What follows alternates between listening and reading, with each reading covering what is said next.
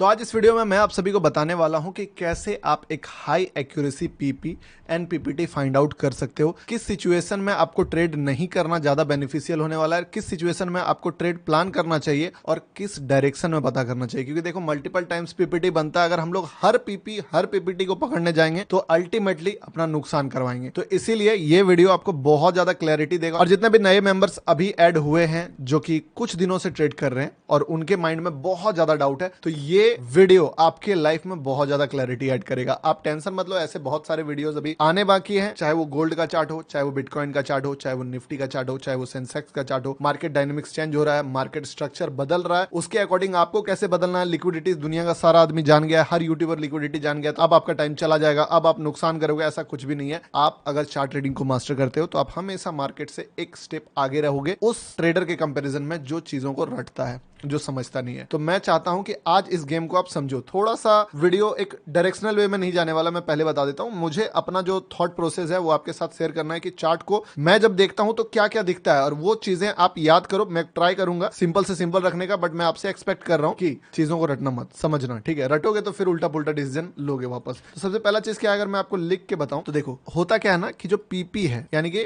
Panic point, और जो PPT है यानी कि पैनिक पॉइंट ऑन ट्रेंड, इन दोनों में हम लोग पहले तो बहुत सारा चीज में आइडेंटिफाई नहीं कर पाते हैं कि हम लोग पीपी पकड़ रहे हैं, पीपीटी पकड़ रहे हैं। दूसरा, पीपी मल्टीपल टाइम्स बनता है, मल्टीपल टाइम्स बनता है। हर पीपी को अगर हम लोग पकड़ने चले गए तो फिर अल्टीमेटली हम लोग ओवर ट्रेड करके निकलते हैं मार्केट से। तो इसके कारण ये चीजें तो काम की रहेगी नहीं। तो इसमें क्या करना है, और पीपीटी में क्या होता है कि हम लोग कई बार ट्रेंड जब रिवर्सल आने वाला होता है उस समय पीपीटी पकड़ लेते हैं, अर्ली पीपीटी, और उसके बाद फॉल होके नुकसान कराते हैं। तो देखो हर एक चीज जो होता है ना, समय के साथ आपका जो नजर होता है वो मार्केट में ट्रेंड होता है, और आप इस चीजों को देख सकते हो, अपने आप समझ में आएगा। एक एग्जांपल अभी मैं बस देख रहा था थोड़ी देर पहले, सोलाना का चार्ट, ठीक है? तो सोलाना का चार्ट पे बाद में जाऊंगा, शायद सोलाना ही था या सोल यूएसडीटी। मैं उससे पहले आपको निफ्टी का एक चार्ट दिखाना चाहूंगा जिस दिन मैं रिकॉर्ड कर रहा हूं, यानी कि 3 जून। ये आज का चार्ट है, और आज के चार्ट में मैंने कुछ ऑब्जर्वेशन नोटिस किया है जो मैं आपके साथ शेयर करूंगा। फिर हम लोग इस चीज के थोड़ा सा और डेप्थ में चलेंगे। सबसे पहले देखो ये जो चार्ट है ये 3 जून का चार्ट है, और ये जो अभी आप देख रहे हो ये 5 मिनट का कैंडल है। अब मैंने क्या देखा, और आपको भी ये चीज देखना चाहिए कि आप लोग बोलते हो कि पीपी पीपीटी वर्क नहीं करता। उसके बाद मैं आपको एक स्ट्रेटजी भी देने वाला हूं। स्ट्रेटजी वही रहेगा, बट उसका थोड़ा सा हिंट देने वाला हूं कि कब आपको पीपीटी पकड़ना है, कब नहीं पकड़ना है। पहले ये आओ, फिर हम लोग सोलाना में चलेंगे। देखो ये आज का चार्ट है, और अगर हम लोग 5 मिनट के कैंडल पे देखें तो हम लोगों को ये चीज दिखेगा। आप लोगों को अगर लगता है, जितने भी नए मेंबर हैं, कि पीपी पीपीटी वर्क नहीं करता है, तो आप थोड़ा सा इस चीज पे ध्यान दो। मार्केट आया,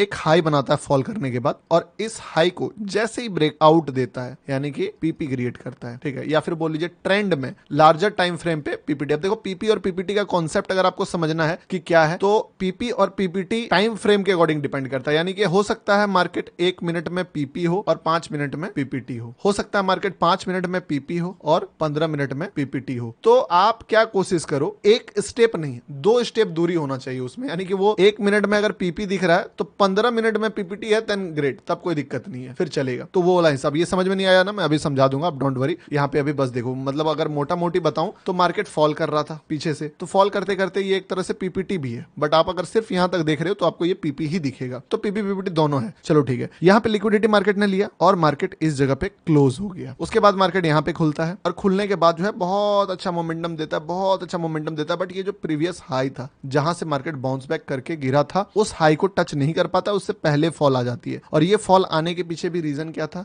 वो रीजन था ये वाला जो रिसेंट हाई आप देखो, ये वाला हाई। जैसे ही मार्केट इस हाई को टच किया, अभी हमारे पास टोटल 2 हाई है, एक डे का हाई, दूसरा ये वाला हाई। मार्केट इसी हाई से अपने आप को संभाल नहीं पाया और साइडवेज जाके चला गया। अब एक चीज नोटिस करना कि इस हाई से इसका कोटा पूरा नहीं हुआ, इसको करना फॉल ही था, बट इसको चाहिए था मोर लिक्विडिटी। तो वो कहां मिलेगा, वो मिलेगा इसके ऊपर। मार्केट ने लास्ट में जो है फिर से एक पीपीटी यहाँ पे क्रिएट किया। देखना कितना पीपीटी क्रिएट हो रहा है, एक भी चार्ट जो है हम लोग मिस नहीं कर रहे हैं। और यहाँ से फिर से बाउंस बैक करके ऊपर जाके क्लोज कर दिया, सॉरी नीचे आके क्लोज किया था। बट देन अगले दिन क्या हुआ, यानी कि आज के डेट में ये हुआ कि मार्केट खुला बहुत ही ऊपर, और ऊपर खुलते ही ऑलमोस्ट इधर का जितना एसएल था वो तो हंट हो ही गया होगा ऑप्शन में, और नीचे का लेवल का एसएल जो है वो हंट हो गया होगा, क्योंकि तब तक जो है जितने भी पुट के प्रीमियम से सारे एसएल हंट हो गए। अब जैसे ही सारे प्रीमियम्स हंट हो गए, सारे लोगों को निकाला, मार्केट यहाँ से फॉल करना स्टार्ट किया। अब देखिए कैसे काम करता है चीजों का। अब देखना, अभी आपको बस मैं प्राइस एक्शन, प्राइस बिहेवियर बता रहा हूं कि किस तरीके से पीपी पीपीटी काम करता है। एग्जैक्टली मार्केट किस पॉइंट तक गया है, जो स्विंग लो था उस लो के पास मार्केट एक रिजेक्शन कैंडल बनाता है, हैमर,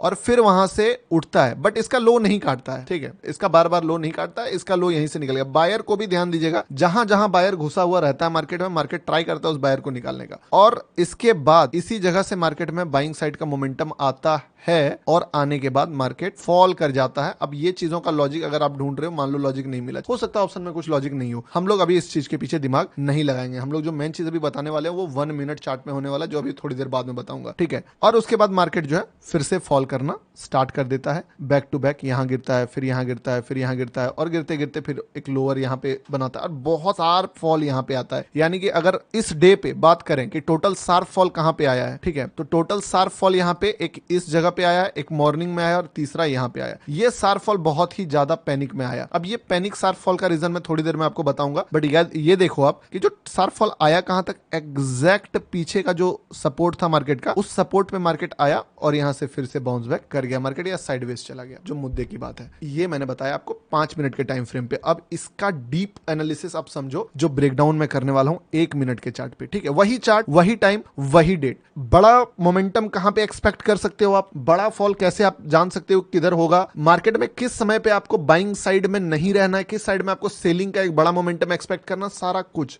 मार्केट आपको ये चीजें क्लियर कर देगा यहीं से। देखिए सबसे पहला चीज हम लोगों ने फाइंड आउट क्या किया था कि मार्केट में ट्रेंड था किसका, सेलर का। तो फर्स्ट थिंग हम लोगों के पास क्लियर हुआ, क्योंकि पीछे से आप देख ही रहे थे सेलर का ट्रेंड था, यहाँ पे पीपीटी भी किया था 5 मिनट के कैंडल पे और पीपी भी था। वो बार बार मार्केट फॉल कर रहा है, यानी कि मार्केट का जो कैरेक्टर है वो सेलिंग साइड जाने का ज्यादा ट्राई कर रहा है। अब ये तो आप भी देख सकते हो, ये हम भी देख सकते हैं बड़े टाइम फ्रेम पे क्या चल रहा है, ठीक है, वो आपने फाइंड आउट कर दिया। अब उसके बाद चलो हो गया वो चीजें, मार्केट में जितना भी हम लोगों ने स्ट्रेटजी, एंट्री, एग्जिट लगाया, सारा चीज किया। अब हम लोग क्या देख सकते हैं कि यहाँ पे मार्केट जो है एक हाई बनाया, ठीक है, बट वहां से एक फॉल आ गया। फॉल आने के बाद क्या हुआ, यहाँ पे कंफ्यूजन चल रहा है कि मार्केट बाय साइड जाएगा कि सेल साइड जाएगा। मार्केट ने बायर को यहाँ पे नहीं निकाला और नहीं निकालने के बाद बाउंस बैक करके यहीं से ऊपर चला गया, ठीक है। अब इसके बाद इसका लो ब्रेक किए बिना ऊपर चले गया, यानी कि बिना पीपी का दिया हुआ मूव। अब इस मोमेंटम के बाद क्या होता है, मार्केट में एक फॉल आता है। मानते हैं कि चलिए ठीक है, लिक्विडिटी के पास आता है, लिक्विडिटी से एक रिजेक्शन लेता है। अब कायदे से इतना बड़ा शार्प फॉल के बाद आपको या मुझे किसी को भी फुल रिवर्सल एक्सपेक्ट नहीं करना चाहिए। अगर जस्ट नीचे में एक और लिक्विडिटी था और उसके नीचे में एक और लिक्विडिटी था, ये वाला कौन सा लिक्विडिटी था आपको नहीं पता है तो मैं बता देता हूं, ये था ये वाला लिक्विडिटी 24,527 का लेवल दिख रहा है यहाँ पे, 24,527। ये देखिए 24,527 यहाँ पे भी दिख रहा होगा, 24,528 यहाँ पे भी दिख रहा होगा, 24,528। यानी ये लिक्विडिटी का लेवल्स बचा हुआ है जब, और ये भी लिक्विडिटी का लेवल्स बचा हुआ है, तो यहाँ से हम लोग फुल रिवर्सल तो एक्सपेक्ट कर नहीं सकते हैं। तो हम लोग क्या कर सकते हैं, हम लोग एक्सपेक्ट कर सकते हैं कि मार्केट सेल साइड आएगा, ठीक है। सेल साइड आता है कि नहीं वो देखते हैं हम लोग, थोड़ा ध्यान दीजिए। मार्केट जो है इसके बाद क्या करता है, मार्केट इसके बाद फॉल करता है। कहां फॉल करता है, एग्जैक्टली इस पॉइंट पे बहुत ज्यादा शार्प फॉल आता है। अब जैसे इस जगह पे शार्प फॉल आता है, अचानक से कोई एक पॉइंट को मार्केट पकड़ता है और मार्केट बहुत अच्छा रिएक्ट करके ऊपर चले जाता है। 2 लेवल्स है आपके पास जहां पे पीपीटी बनेगा। क्यों, क्योंकि यहाँ पे ट्रेंड है, ओवरऑल भी ट्रेंड है, हर तरीके से ट्रेंड है। अगर 5 मिनट में भी नेगेटिव, 10 मिनट में भी नेगेटिव, 1 घंटे में भी नेगेटिव और 1 मिनट में भी नेगेटिव, और तब जाके एक बुलिश वाला लिक्विडिटी ले, तो वो सबसे बेस्ट पीपीटी बोल सकते हो आप। तो ये एक तरह से बेस्ट पीपीटी यहाँ पे बनता और यहाँ पे बनता। 2 लेवल था, the level 1 is this, the level 2 is this. Level 1 से आप छोड़ दो, इसको नहीं पकड़ पाए, जाने दो, मार्केट गिरता है। अब यहाँ पे जो सबसे गौर करने वाली बात आप देखना कि मार्केट गिरा, बट मार्केट कहां तक गिरा, इस लो को तो ब्रेक किया, बट क्या 2 पॉइंट से छोड़ देगा मार्केट, सिर्फ 2 पॉइंट से नहीं ना छोड़ेगा, फिर से ऊपर जाएगा। देखते हैं क्या करता है। मार्केट फिर से ऊपर गया, ठीक है, यहां तक हाई भी ब्रेक नहीं किया है, टेंशन नहीं है। इस बार क्या किया, मार्केट ऊपर जाने के बाद फिर से फॉल किया, ठीक है। अब जो फिर से फॉल किया है मार्केट, उस फॉल में एक कॉमन चीज मुझे दिख रहा है जो आपको मैं दिखाना चाहता हूं, और ये चीज आप भी हमेशा नोटिस करना, इससे आप कभी भी इस टाइप के मोमेंटम को पहले प्रिडिक्ट कर सकते हो। पहले ही क्या किया मार्केट ने कि यहां से जो बाउंस बैक किया था, जो बेस था, वो बेस अब यहां पे